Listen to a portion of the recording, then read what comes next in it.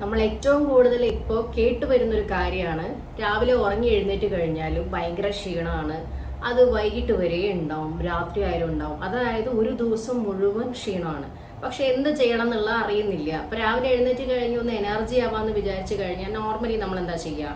ഒന്നെങ്കിൽ ഒരു ടീ കുടിക്കും, അല്ലെങ്കിൽ ഒരു കോഫി. ഇതായിരിക്കും നോർമലി നമ്മൾ ചെയ്യുക. പക്ഷെ അത് കുറച്ച് സമയം മാത്രമേ എനർജി നമ്മുടെ ബോഡിയിൽ നിൽക്കുന്നുള്ളൂ. അത് കഴിഞ്ഞാൽ വീണ്ടും പഴയതുപോലെ.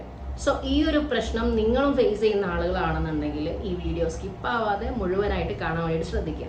ഞാൻ ഐശ്വര്യ, വെൽനസ് കോച്ചാണ്. പകൽ സമയങ്ങളിൽ കൂട്ടുമായിട്ടിരിക്കുക, പിന്നെ അതേപോലെ ഒരു സ്ഥലത്ത് നമ്മൾ പ്രോഗ്രാമൊക്കെ അറ്റൻഡ് ചെയ്യുന്ന സമയത്ത് 15 മിനിറ്റ്സിൽ കൂടുതൽ ഇരുന്നാൽ തന്നെ ഉറങ്ങുന്ന ആളുകളുണ്ട്. അപ്പോൾ ഇവരുടെ ബോഡിയിലൊക്കെ നോർമലി പറയുകയാണെങ്കിൽ പ്രോട്ടീൻ്റെ ഒരു ഡെഫിഷ്യൻസി കാര്യങ്ങളൊക്കെ വരും. അത് ക്ഷീണത്തിനൊരു കാരണമാണ്. പിന്നെ രണ്ടാമതൊരു കാരണം നോക്കുകയാണെങ്കിൽ നമ്മളിപ്പം തലേന്ന് കറക്റ്റായിട്ട് ഉറങ്ങിയിട്ടില്ല എന്നുണ്ടെങ്കിൽ അതിൻ്റെ ഒരു ടയർഡ്നെസ് നമ്മൾ ബോഡിക്ക് പിറ്റേ ദിവസം കറക്റ്റായിട്ട് എഫക്റ്റ് ചെയ്യും. മൂന്നാമത്തെ നോക്കുകയാണെങ്കിൽ നമ്മൾ തലേന്ന് നല്ല രീതിയിൽ വയറ് നിറച്ച് ഫുഡ് കഴിച്ച ആളാണ്. ഇപ്പോൾ ജങ്ക് ഫുഡ്സും അതേപോലെ പ്രോസസ് ഫുഡ്സും ഒക്കെ കഴിക്കുന്ന ആളുകളുണ്ട്. അതും അർദ്ധരാത്രി കൂടുതൽ എക്സ്പ്ലോർ ചെയ്ത് കഴിക്കുന്നൊക്കെ ആളുകളാണ്. അപ്പം അങ്ങനെ ഇരിക്കുന്ന സമയത്ത് നിങ്ങൾക്ക് ഇതേപോലെ തന്നെ ഉറക്കത്തിൻ്റെ പ്രശ്നം ഉണ്ടാവാൻ ചാൻസസ് കൂടുതലാണ്. കാരണം നമ്മളെ ബോഡിക്ക് ഒരു പ്രത്യേകത ഉണ്ട്. അതായത് ഒരു 6 to 8 o'clock കഴിഞ്ഞ് കഴിഞ്ഞാൽ നമ്മളെ ബോഡിയിലെ മെലറ്റോണിൻ്റെ പ്രവർത്തനം ഇൻക്രീസ് ആവാൻ വേണ്ടിയിട്ട് തുടങ്ങും. സോ നമ്മൾ ഉറക്കത്തിലേക്ക് പോകുന്ന ഒരു അവസ്ഥയാണ്. അപ്പം അങ്ങനെ ഉറക്കത്തിൻ്റെ ആ ഒരു മൂഡിലിരിക്കുന്ന സമയത്ത് നമ്മൾ എന്ത് ചെയ്യും? കൂടുതലായിട്ട് ഫുഡ് കാര്യങ്ങളൊക്കെ കൊടുത്തു കഴിഞ്ഞാൽ ബോഡിയിലെ എല്ലാ പ്രവർത്തനങ്ങളും സ്ലോ ആവുന്ന ഒരു ടൈം കൂടിയാണ്. അപ്പോൾ ഉണ്ടാവും ഡൈജഷനൊക്കെ സ്ലോ ആവാൻ തുടങ്ങും.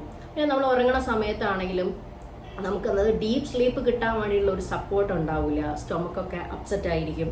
സോ ഇത് നിങ്ങളുടെ പിറ്റേ ദിവസം ആ ഒരു എനർജി ലെവലൊക്കെ കുറയാൻ വേണ്ടിയിട്ട് കാരണമാവുന്നുണ്ട്.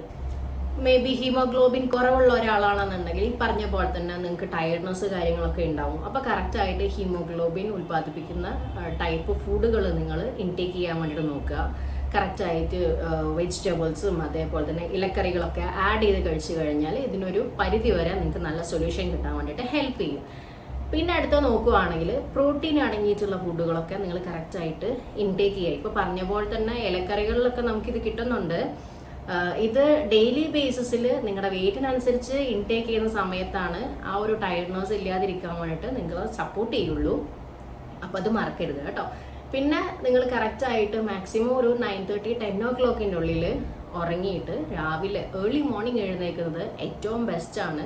അത് നിങ്ങൾക്ക് എന്താ പറയുക, ഹോൾ ഡേ എനർജി ആയിട്ടിരിക്കാൻ വേണ്ടിയിട്ട് കറക്റ്റായിട്ട് സപ്പോർട്ട് ചെയ്യും. പിന്നെ നൈറ്റ് ലേറ്റ് ആയിട്ട് ഫുഡ് കഴിക്കുന്ന ഒരു പ്രവണത ഉള്ള ആളുകളാണെങ്കിൽ നിങ്ങൾ എപ്പോഴെങ്കിലും ചെയ്ത് കഴിഞ്ഞാൽ വലിയ കുഴപ്പമില്ല. പക്ഷെ മാക്സിമം നമ്മൾ ചെയ്യേണ്ടതെന്ന് പറഞ്ഞാൽ 8 o'clock മുന്നേ തന്നെ ഫുഡ് കഴിക്കാൻ വേണ്ടിയിട്ട് ശ്രദ്ധിക്കുക.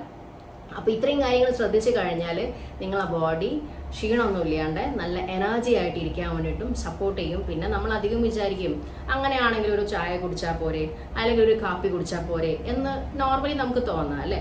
പക്ഷെ നമ്മൾ ഒന്നിൻ്റെയും പ്രത്യേകിച്ച് ഒരു എന്താ പറയുക, ഒരു അഡിക്ഷൻ ആവാതെ കറക്റ്റായിട്ട് നല്ല എനർജി കീപ്പ് ചെയ്ത് മുന്നോട്ടേക്ക് പോവുകയാണെങ്കിൽ നിങ്ങൾക്ക് ലൈഫ് ലോങ് ഹെൽത്തി ആയിട്ടിരിക്കും, ഹാപ്പി ആയിട്ടിരിക്കാനും സാധിക്കും കേട്ടോ. ഓക്കെ, അപ്പം ഞാൻ പറഞ്ഞ കാര്യങ്ങൾ കറക്റ്റായിട്ട് അപ്ലൈ ചെയ്യാൻ താല്പര്യമുള്ള ആളുകൾ അപ്ലൈ ചെയ്ത് നോക്കുക. നിങ്ങൾക്ക് കിട്ടിയ റിസൾട്ട് എന്താണോ അത് നിങ്ങൾ കമൻറ്റ് ബോക്സിൽ കമൻറ്റ് ചെയ്യുക. സോ നിങ്ങൾക്ക് യൂസ്ഫുൾ ആയി തോന്നുകയാണെങ്കിൽ മറ്റുള്ളവരിലേക്ക് ഷെയർ ചെയ്ത് കൊടുക്കുക.